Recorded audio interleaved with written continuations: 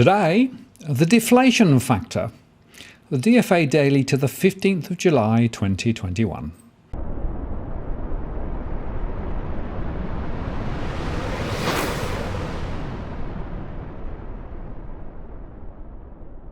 Hello again, it's Martin North from Digital Finance Analytics. Welcome to this post covering finance and property news with a distinctively Australian flavour. In today's show, we explain why deflation, not inflation, is still highly likely and caused by the RBA, why Australian home prices could stagnate for a decade, how the ATO is clawing back scammed support payments, and the lowdown on rental relief as New South Wales wrestles with the virus, and finally, why the Fed might inflate home prices in the US, just like the central banks in Australia and New Zealand have already done. But first, currently, reverse repo balances in the US, which is where the Fed is sitting on massive balances from the banking system overnight. For example, on July the 14th, it was a massive $859 billion US dollars. And it has been as high as $1 trillion. Now, I've been talking about this in recent weeks. It's a cause for concern, and it's a net tightening of support. In other words, the Fed prints, but funds flow back to the Fed again via the banks, rather than the money being lent to real households and businesses. But what you may not know is the same is happening here in Australia. Back in May, Deputy Governor Guy Debelle gave a speech about monetary policy during COVID. One point he made that while banks have access to the term funding facility, which is the cheap money, they are in fact lodging more back at the RBA. And he said this: because of the policy actions, particularly the bond purchases and the TFF, the ES balances are now very large, around $200 billion. Put simply, the banking system has a very large amount of deposits at the RBA. And in the footnote, he said this: the large amount of deposits is a direct consequence of the RBA's policy actions. There is little the banking system can do to reduce these deposits. There is now a large amount of liquidity in the system. Some banks still need to borrow overnight in the market to ensure their balance with the RBA remains positive, but these amounts are very small. And there are a lot of banks with large ES balances who are willing to lend to them. Given this balance of demand and supply, the actual cash rate is trading just above the ES rate of 0, which is what the banks receive if they don't lend their excess balances. In technical terms, given the large amount of liquidity in the system as a result of the RBA's policy actions, the RBA is now effectively operating a floor system rather than a corridor system that has been the case for the past few decades. The actual cash rate has declined to around 3 basis points and has been around that level since November, when the ES rate was reduced to 0. There is a small spread above the floor of the corridor reflecting a small credit premium and transaction costs. The actual cash rate is still the anchor of the structure of interest rates in the Australian financial system, but it is the ES rate rather than the cash rate target that is now the primary determinant of the cash rate. The board had fully expected this outcome of the actual cash rate declining below the cash rate target, given the large increase in liquidity in the system. ES balances are going to remain at the high level for quite a number of years until the funds provided to the banking system under the TFF are repaid and until the government bonds the RBA has bought mature. While ES balances are at high levels, the ES balance rate is going to continue to be the main anchor of the cash rate.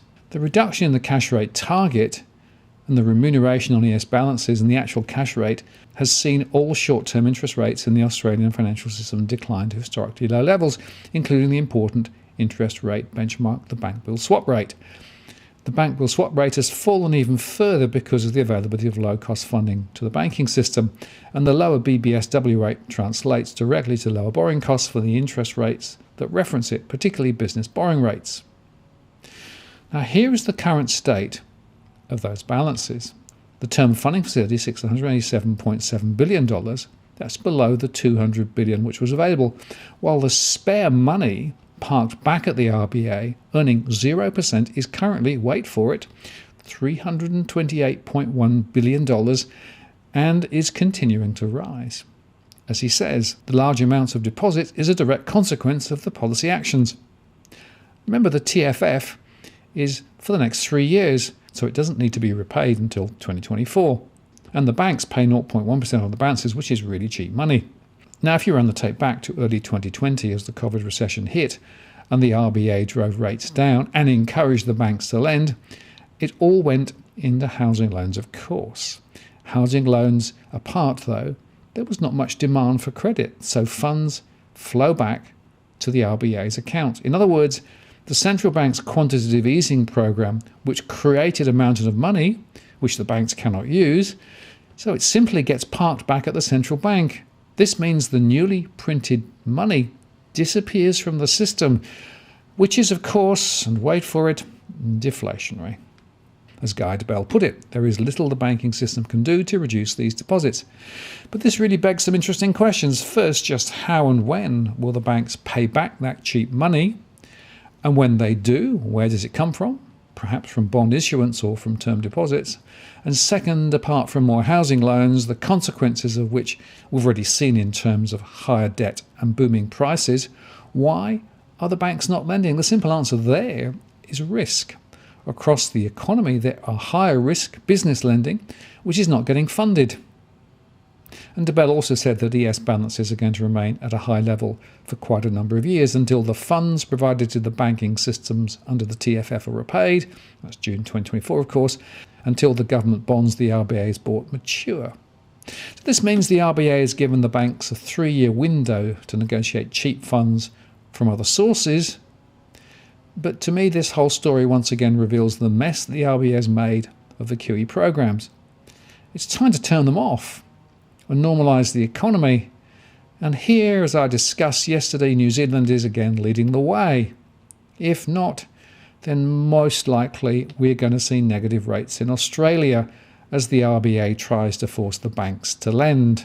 And we know how well, not well at all, that has gone in the ECB. And two other points, of course, no wonder term deposits are so low now, almost at zero, simply because the banks can borrow really cheap from the RBA.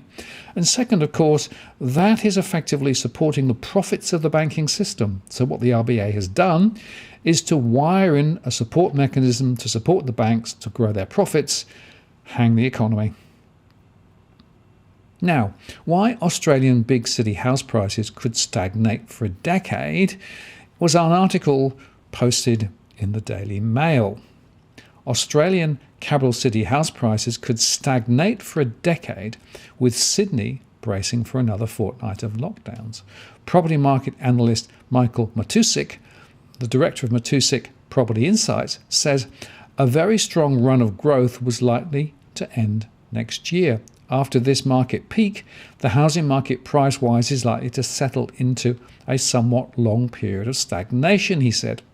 Although the stagnation time periods could have been shortening over time, there appears to be little left in the tank to help drive future house prices. I do think that the next price plateau could be as long as a decade, maybe even longer. History shows that such a period of inactivity does happen. With Reserve Bank interest rates at a record low of just 0.1% and banks offering mortgage rates of just 2%, house prices have surged to record highs during the pandemic, with investors now also piling back in. During the first 6 months of 2021, Sydney's median house price surged by 18.5% to an even more unaffordable $1.224 million, according to CoreLogic. Melbourne's equivalent values have climbed 11.4% in the half year to June, reaching $929,769. The first half of 2021 has seen capital city house prices increase by 13.9%, to an average of $797,287. Mr. Matusik said, from the trough in 2019 to the peak in 2022, big city house prices were likely to have risen by 25 to 30%, but looking at the 140 years of data, he concluded decade-long periods of no real growth, adjusted for inflation, had occurred.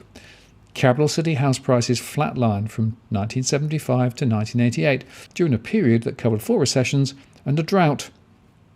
And house prices were also flat for 21 years after the 1929 stock market crash that was followed by the Great Depression.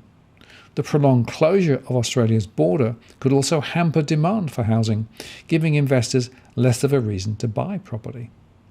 Between June and September last year, Australia's population fell by 4,200 people, or 0.02%, as more people left than arrived and births failed to make up the shortfall. That was the first population decline since 1916. COVID bans on immigration are expected to reduce population growth to 0.1% in 2021. That's the lowest for more than a century. New South Wales Premier Gladys Berejiklian has announced a 2-week extension to July 30th of the lockdown that began on June the 26th. The federal government has now increased disaster payments, which will see residents who lose 20 hours a week of work claim $600, up from $500, and those who lose between 8 and 20 hours to claim $375, up from the $325. Treasurer Josh Frydenberg has revealed he thought Australia would never again be dealing with drawn-out COVID restrictions when putting together the May 11 budget. We anticipated in the budget that there will be further outbreaks and further lockdowns, but not of the lengthy duration we are now seeing in New South Wales, he told ABC's 7:30 programme. Now, elsewhere, the Australian Taxation Office is attempting to claw back hundreds of millions of dollars as a result of individuals and companies committing fraud by rorting COVID-19 stimulus payments such as JobKeeper and the early withdrawal of Super Scheme. It launched a JobKeeper payment compliance program and has identified $248 million in JobKeeper overpayments. So far, $138 million has been recovered. However, it is still pursuing $82 million for repayments, an ATO spokesperson revealed. But the tax agency has decided not to pursue $64 million because they are considered to have been claimed in good faith and passed on to employees, they added. The JobKeeper scheme ended up paying out more than $89 billion to almost 3.8 million employees who work for more than 1 million businesses. We have reviewed more than 200 matters of suspected possible fraud against the JobKeeper payment, the ATO spokesperson said. Following review, many of these matters were not considered appropriate for criminal treatment. We are prioritising matters for criminal treatment where there are more deliberate or intentional arrangements, where there are more sophisticated arrangements and repeated attempts or arrangements involving a tax professional. But it was also revealed that the Australian Federal Police have been tasked with tackling alleged crimes against the stimulus measures through its Serious Financial Crime Task Force, the SFCT. 5 operation centres on the JobKeeper payments and 4 on the earlier release of superannuation scheme. And meanwhile, identity theft impacted around 2,800 applicants for the early release of super, worth less than $18 million, although most of this was prevented from being released or was recovered from fraudsters, according to the ATO. To date, 47 businesses are seeking to make voluntary JobKeeper repayments, added the ATO spokesperson.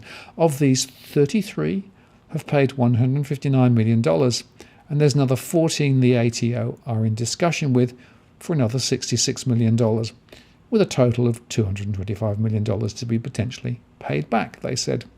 These businesses were entitled to receive the JobKeeper payments, but have decided to make repayments. At least 20 companies have publicly revealed that they have voluntarily paid or are paying back JobKeeper funds, including Toyota, Domino's Pizza, Nick Scali, and super retail group.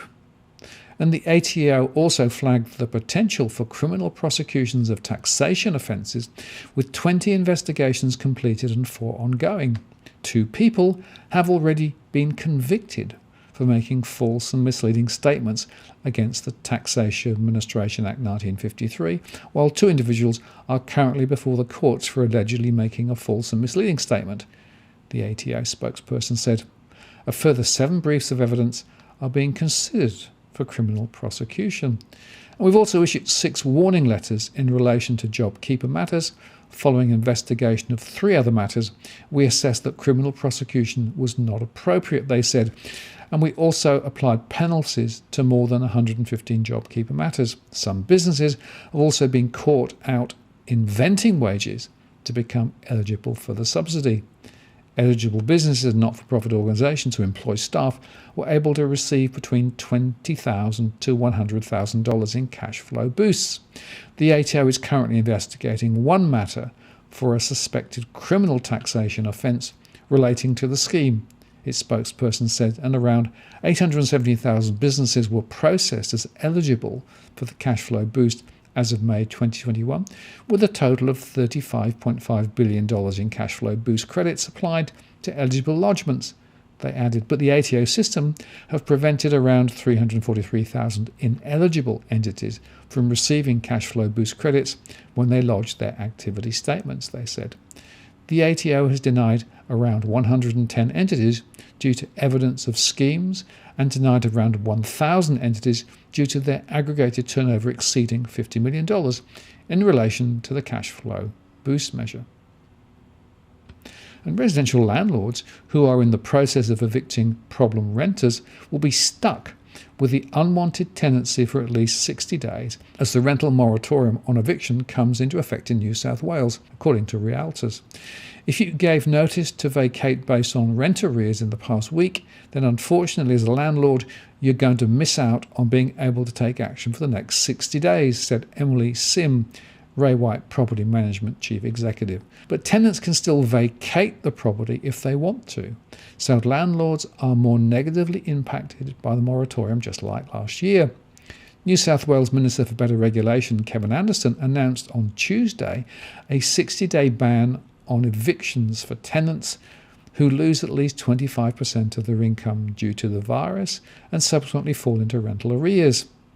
Residential landlords who agree to reduce the rent for affected tenants can apply for a grant of up to $1,500 or land tax reductions, depending on their circumstances. The land tax relief will be equal to the value of rent restrictions provided by landlords to distressed tenants up to the full 2021 land tax year liability. The New South Wales Government has made a similar announcement for commercial and retail landlords, which bans them from evicting or locking out tenants affected by the restrictions until first attempting a mediation.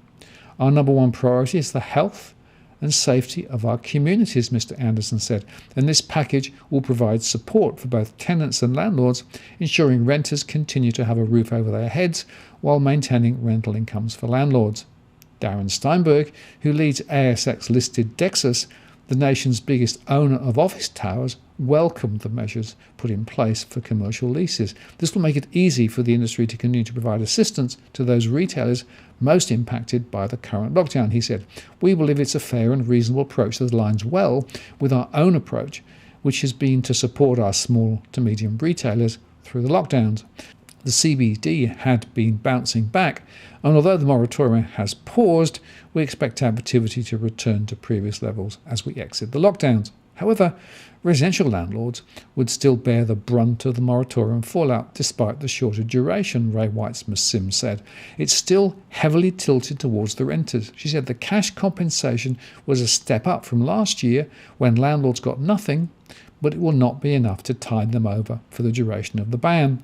I think it's very light, she said. Median rent in Sydney sits at $550 per week. So this only covers about 3 weeks on average, and the moratorium will last for 8 weeks at least. If you're a landlord in the CBD where asking rents are around $820 a week, then you're out of pocket within 2 weeks. So it's definitely not enough compensation for landlords. And Tim McKibben, the Real Estate Institute of New South Wales chief, slammed the support arrangements as unfair to landlords. The state government is asking landlords to absorb the cost of supporting tenants, while these same landlords are also likely to face the same financial difficulties, such as losing income, he said. It's a situation that took many landlords to the brink through the rental moratorium previously put in place. Then, just as now landlords were asked to provide financial support to tenants in need, this is the role of the government. Through stamp duty, the New South Wales government has pocketed an additional $1 billion above budget forecasts from the property industry. This is the time to give something back. And finally, in the US, Jay Powell gave testimony to the House Financial Services Committee, saying the central bank monitors inflation expectations carefully and hears the concerns about inflation, quote, through a loudspeaker. But, as Bloomberg writes, a fight is brewing at the Federal Reserve about housing prices, and there's no easy way to resolve it without either spurring record home costs to rise even more or disrupting increasingly complacent asset markets. Both options are bad for a central bank that has a history of withdrawing accommodation prematurely. The Fed's hand will be tipped if members determine that high property values are starting to substantially threaten financial stability, which is the subject of a discussion between Fed Chair Jerome Powell and Treasury Secretary Janet Yellen on Friday. The angst over home prices was spotlighted on Wednesday during Powell's testimony to the House Financial Services Committee. He considered that last year's 15% increase in housing prices was, quote, too much, but he blamed a lack of available homes, more than low rates, and record amounts of mortgage debt. Besides, Powell argued, there would still be plenty of demand for homes even if mortgage rates rose. That said, there's growing disagreement. St. Louis Fed President James Bullard and Fed Governor Christopher Waller, among others, have argued for an earlier end to the central bank's $40 billion of monthly mortgage debt purchases, which have been taking place since the COVID-19 pandemic began. But the Fed's top leadership, namely New York Fed President John Williams and Powell, have pushed back, indicating that pulling away from this market may hurt more than it would help. And their argument does have some validity. If the Fed starts tapering sooner, that will indicate tighter monetary policy ahead, with faster interest rate increases and potential cuts to monthly Treasury purchases. That would shock a market that has become complacent in thinking the Fed will remain on hold for the foreseeable future. Perhaps that wouldn't be so bad. It's just not housing prices that have been uncomfortably high. The S&P 500 index just set 7 consecutive records in the period ended July the 2nd, the longest streak of all-time highs since 1997. Riskier companies are selling a record amount of bonds with all-time low yields. But the Fed can't fine-tune the market's response, and a slight hawkish tilt after its last meeting led to a flattening yield curve or lower long-term growth expectations. The bond market seemed to be signaling that it's still too soon to tighten policy. This is precisely what the central bank does not want to see. But still, Powell was a little disingenuous when he pointed more to supply-side issues, a lack of housing in the areas where people wanted to buy, as the main driver of high valuations. He seemed to indicate the central bank didn't have much influence on the property market.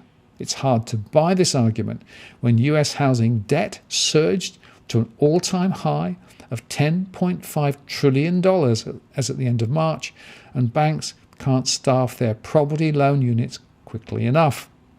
This is clearly, at least partially, a byproduct of mortgage rates being so low.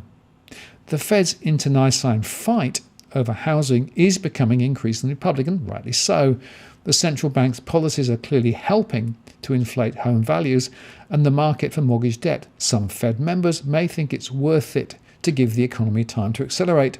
It's a trade-off, and not an easy one to make, with serious consequences for either decision. No, it's not, because if they look at New Zealand and Australia, they can see what happens when you get the settings so wrong. Don't pump the housing market. Now, if you're buying your home in Sydney's contentious market, you don't need to stand alone. This is the time you need to have Edwin Almeida from Ribbon Property Consultants standing alongside you. Buying a property is both challenging and adversarial. The vendor has a professional on their side. Emotions run high, price discovery and price transparency are hard to find, and then there's the wasted time and financial investments that you make. Edwin understands your needs, so why not engage a licensed professional to stand alongside you? With RPC, you know you have experience, knowledge, and master negotiators looking after your best interests. So shoot Ribbon an email at info@ribbonproperty.com.au, and if you use the promo code DFAWTW/Martin, you can get a 10% discount offer. I'm Martin North from Digital Finance Analytics. Many thanks for watching, and I'll see you again next time.